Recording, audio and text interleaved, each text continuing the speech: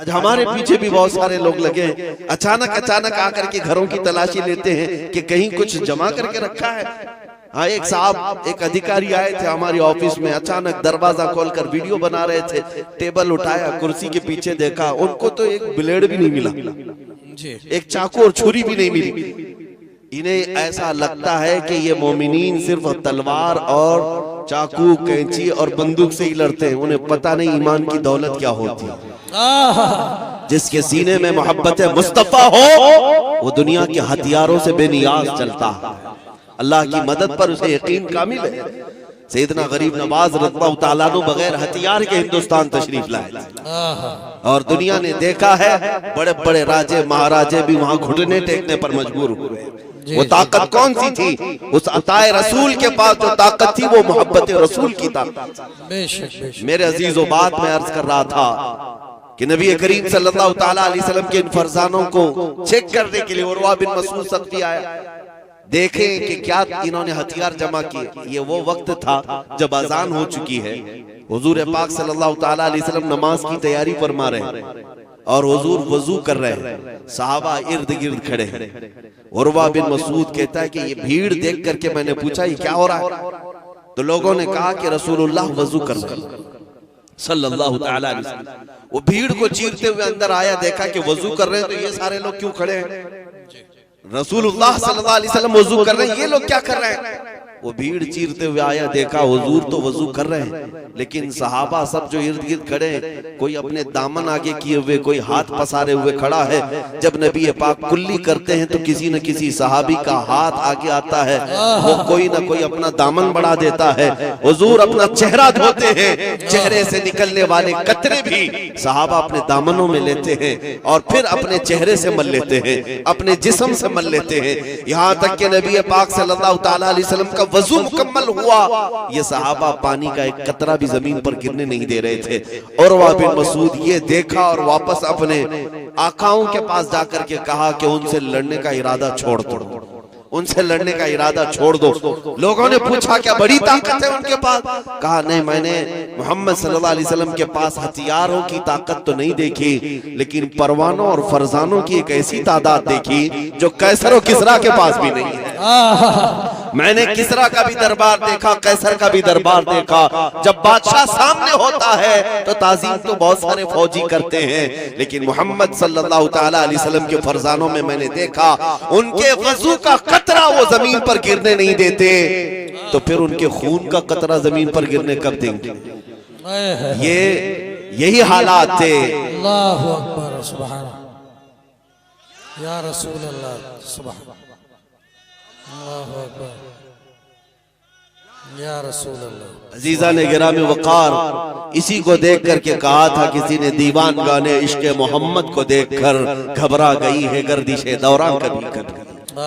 حضور پاک صلی اللہ تعالیٰ علیہ وسلم کے ان جانثار صحابہ نے جو زندگی گزارنے کے اصول ہمیں بتائے، اس سے بہترین اصول کہیں نہیں مل سکیں گے۔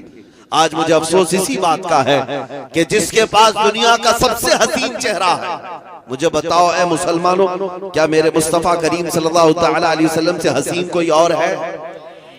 آپ نے نہ سنا ہوگا نہ دیکھا ہوگا، اور ہمارا ایمان بھی یہی کہتا ہے جس قوم کے پاس دنیا کا سب سے حسین چہرہ، جس قوم کے پاس سب سے بلند اخلاق والا رسول ہے، اس قوم کو کسی اور کی اقتداء کی کیا ضرورت پیش آ گئی؟ کسی اور کو آئیڈیل بنانے اور کسی اور کے فین بننے کی ضرورت کیا پیش آئی؟ دنیا کو یہ بتا دیتے ہیں مسلمانوں، ہم اس کے اس کے محتاج کیوں بنے؟ ہمارے پاس نہ اخلاق کی کمی ہے، نہ خوبصورتی کی کمی ہے، نہ ہمارے پاس علم کی کمی ہے، نہ ہمارے پاس رسول پاک صلی اللہ تعالیٰ علیہ وسلم کی محبت کی کمی ہے۔ عزیزان گرامی وقار، میں آپ سب سے گزارش یہی کرنا چاہوں گا کہ دنیا جس چیز سے خوف زدہ ہے وہ کون سی چیز ہے جانتے ہو؟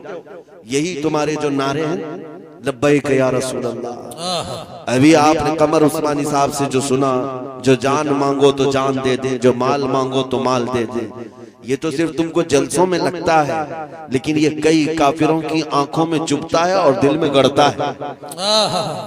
وہ اسی طاقت اور اسی جذبے کے دشمن ہیں، باقی تمہارے اور کس چیز کے دشمن ہیں؟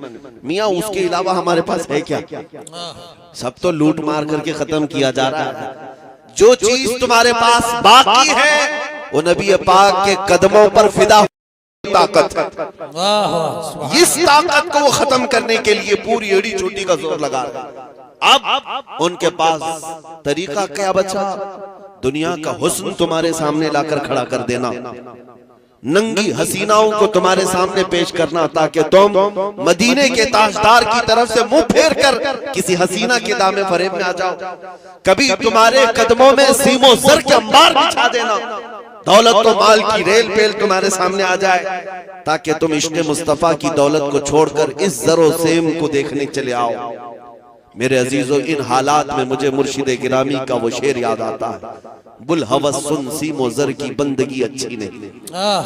بُالْحَوَث سن سیم و زر کی بندگی اچھی نہیں، ان کے در کی بھیک اچھی سروری اچھی نہیں، ان کے در کی بھیک اچھی سروری اچھی نہیں۔ دنیا اب تمہیں جو آزماتی ہے وہ حسن و جمال دے کر یا دولت و مال دے کر، اور جو مومن دولت و مال حسن و جمال کے دیکھنے کے بعد بھی بہکتے نہیں، ان کے دامے فریب میں پھنستے نہیں، ان کے لیے پھر یہ تلواریں اٹھاتے ہیں، ان کے لیے یہ آتنکوادی ماب لنچنگ کرتے ہیں، ان کے لیے جیلوں کی سلاخیں ہیں۔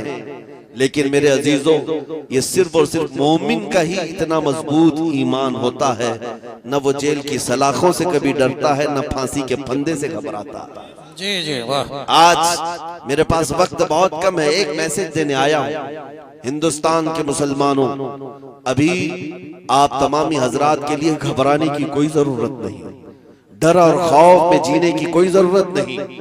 تمہارے مال متاع دکانیں جائیداد لوٹنا ہے تو یہ لوٹ چکے، اب تک لوٹ چکے، لیکن جو چیز باقی ہے تمہارے پاس وہ ایسی چنگاری ہے جو بڑے بڑے محلوں کو خاکستر کر سکتی ہے۔ بے شک وہ کون سی چنگاری ہے؟ وہ عشق مصطفیٰ کی چنگاری۔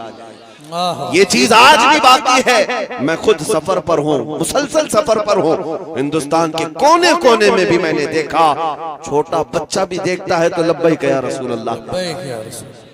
ایک وہ نوجوان جو دین سے دور بھی تھا لیکن قریب آتا ہے جلسے میں، لبیک یا رسول اللہ کہہ رہا ہے۔ اس دن کے بعد پھر ہمیں یہ احساس ہو گیا کہ ایمان کی حرارت آج بھی موجود ہے، تمہارا یہ کچھ نہیں کر سکیں گے، زیادہ سے زیادہ خوف طاری کرنے کی کوشش کی جائے گی،